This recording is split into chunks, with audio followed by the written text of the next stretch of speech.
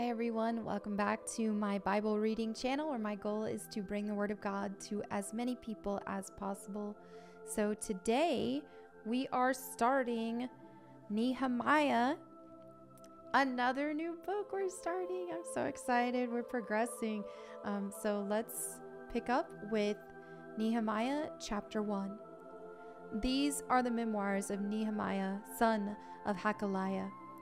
In late autumn, in the month of Kislev, in the 20th year of King Artaxerxes' reign, I was at the fortress of Susa. Hanani, one of my brothers, came to visit me with some other men who had just arrived from Judah. I asked them about the Jews who had returned there from captivity and about how things were going in Jerusalem. They said to me, "Things are not going well for those who returned to the province of Judah. They are in great trouble and disgrace. The wall of Jerusalem has been torn down and the gates have been destroyed by fire." When I heard this, I sat down and wept. In fact, for days I mourned, fasted, and prayed to the God of heaven. Then I said, "O Lord, God of heaven, the great and awesome God who keeps his covenant of unfailing love with those who love him and obey his commands, listen to my prayer. Look down and see me praying night and day for your people Israel. I confess that we have sinned against you. Yes, even my own family and I have sinned. We have sinned terribly by not obeying the commands, decrees, and regulations that you gave us through your servant Moses. Please remember what you told your servant Moses. If you are unfaithful to me, I will scatter you among the nations. But if you return to me and obey my commands and live by them, then even if you are exiled to the ends of the earth, I will bring you back to the place I have chosen for my name to be honored. The people you rescued by your great power and strong hand are your servants. O Lord, please hear my prayer. Listen to the prayers of those of us who delight in honoring you. Please grant me success today by making the king favorable to me. Put it into his heart to be kind to me. In those days, I was the king's cupbearer." Nehemiah chapter 2. Early in the following spring, in the month of Nisan, during the 20th year of King Artaxerxes' reign, I was serving the king his wine. I had never before appeared sad in his presence. So the king asked me, "Why are you looking so sad? You don't look sick to me. You must be deeply troubled." Then I was terrified, but I replied, "Long live the king! How can I not be sad? For the city where my ancestors are buried is in ruins, and the gates have been destroyed by fire." The king asked, "Well, how can I help you?" With a prayer to the God of heaven, I replied, If it please the king, and if you are pleased with me, your servant, send me to Judah to rebuild the city where my ancestors are buried." The king, with the queen sitting beside him, asked, "How long will you be gone? When will you return?"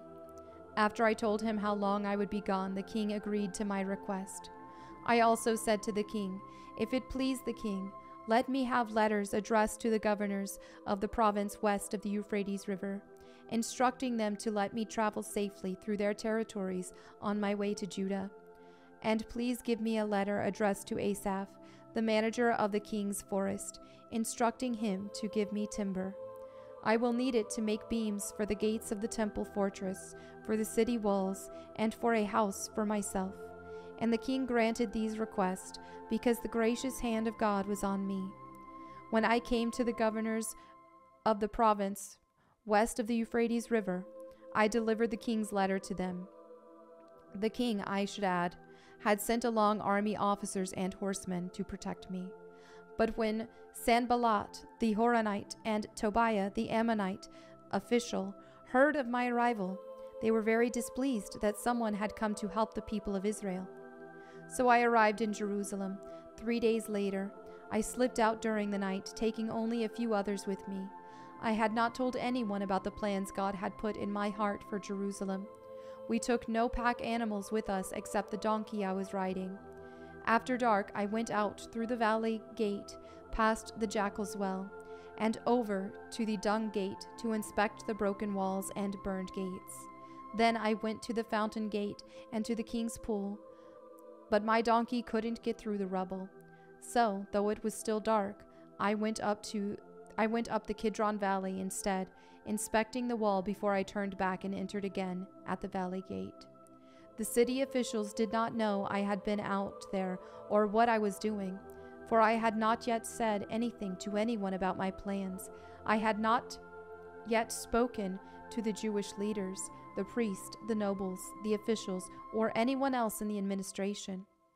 But now I said to them, "You know very well what trouble we are in. Jerusalem lies in ruins, and its gates have been destroyed by fire. Let us rebuild the wall of Jerusalem and end this disgrace." Then I told them about how the gracious hand of God had been on me, and about my conversation with the king. They replied at once, "Yes, let's rebuild the wall." So they began the good work. But when Sanballat, Tobiah, and Geshem the Arab heard of our plan, they scoffed contemptuously. "What are you doing? Are you rebelling against the king?" they asked. I replied, "The God of heaven will help us succeed. We, his servants, will start rebuilding this wall, but you have no share, legal right, or historic claim in Jerusalem." Nehemiah chapter 3. Then Eliashib, the high priest, and the other priests started to rebuild at the sheep gate. They dedicated it and set up its doors, building the wall as far as the Tower of the 100, which they dedicated, and the Tower of Hananel. People from the town of Jericho worked next to them, and beyond them was Zaccur, son of Imri. The fish gate was built by the sons of Hassanah. They laid the beams, set up its doors, and installed its bolts and bars. Meremoth, son of Uriah and grandson of Hakkoz, repaired the next section of the wall. Beside him were Meshullam, son of Berechiah and grandson of Meshezabel, and then Zadok, son of Bana. Next were the people from Tekoa, though their leaders refused to work with the construction supervisors. The old city gate was repaired by Joiada, son of Passa, and Meshullam, son of Besodiah. They laid the beams, set up its doors, and installed its bolts and bars. Next to them were Melatiah from Gibeon, Jadon from Meronoth, people from Gibeon, and people from Mizpah, the headquarters of the governor of the province west of the Euphrates River. Next was Uzziel, son of Harhiah, a goldsmith by trade, who also worked on the wall. Beyond him was Hananiah, a manufacturer of perfumes. They left out a section of Jerusalem as they built the broad wall. Rephaiah, son of Hur, the leader of half the district of Jerusalem, was next to them on the wall. Next, Jediah, son of Harumath, repaired the wall across from his own house, and next to him was Hattush, son of Hashabniah. Then came Malchijah, son of Harim, and Hashub, son of Pahath Moab, who repaired another section of the wall and the tower of the ovens.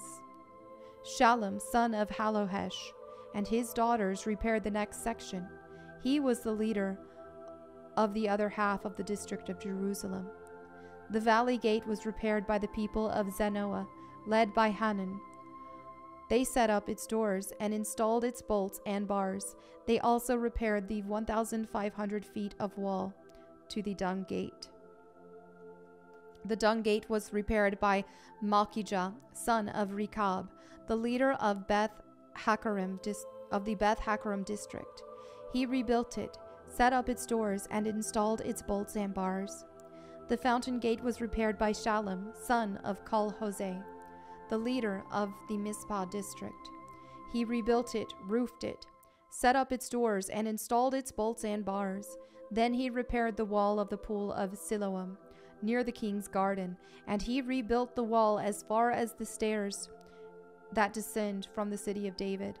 Next to him was Nehemiah, son of Azbuk, the leader of half the district of Beth Zur. He rebuilt the wall from a place across from the tombs of David's family as far as the water reservoir and the house of the warriors. Next to him, repairs were made by a group of Levites working under the supervision of Rehum, son of Bani. Then came Hashabiah, the leader of half the district of Keilah, who supervised the building of the wall on behalf of his own district. Next down the line were his countrymen, led by Binnui, son of Henadad, the leader of the other half of the district of Keilah. Next to them, Ezer, son of Jeshua, the leader of Mizpah, repaired another section of the wall across from the ascent to the armory, near the angle in the wall. Next to him was Baruch, son of Zebai, who zealously repaired an additional section from the angle to the door of the house of Eliashib the high priest.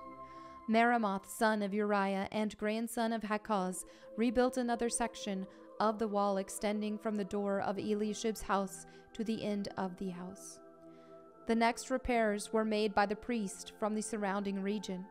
After them, Benjamin and Hashub repaired this section across from their house, and Azariah, son of Maaseiah and grandson of Ananiah, repaired the section across from his house. Next was Binnui, son of Henadad, who rebuilt another section of the wall from Azariah's house to the angle and the corner. Palal, son of Uzai, carried on the work from a point opposite the angle and the tower that projects up from the king's upper house beside the court of the guard. Next to him were Pedaiah, son of Parash, with the temple servants living on the hill of Ophel, who repaired the wall as far as a point across from the water gate to the east and the projecting tower. Then came the people of Tekoa, who repaired another section across from the great projecting tower and over to the wall of Ophel. Above the horse gate, the priests repaired the wall. Each one repaired the section immediately across from his own house. Next, Zadok, son of Immer, also rebuilt the wall across from his own house, and beyond him was Shemaiah, son of Shechaniah, the gatekeeper of the east gate. Next, Hananiah, son of Shelemiah, and Hanan, the sixth son of Zalaph, repaired another section, while Meshullam, son of Berechiah, rebuilt the wall across from where he lived. Malchijah, one of the goldsmiths, repaired the wall as far as the housing for the temple servants and merchants, across from the inspection gate. Then he continued as far as the upper room at the corner. The other goldsmiths and merchants repaired the wall from that corner to the sheep gate. And there you have it for today's Bible reading.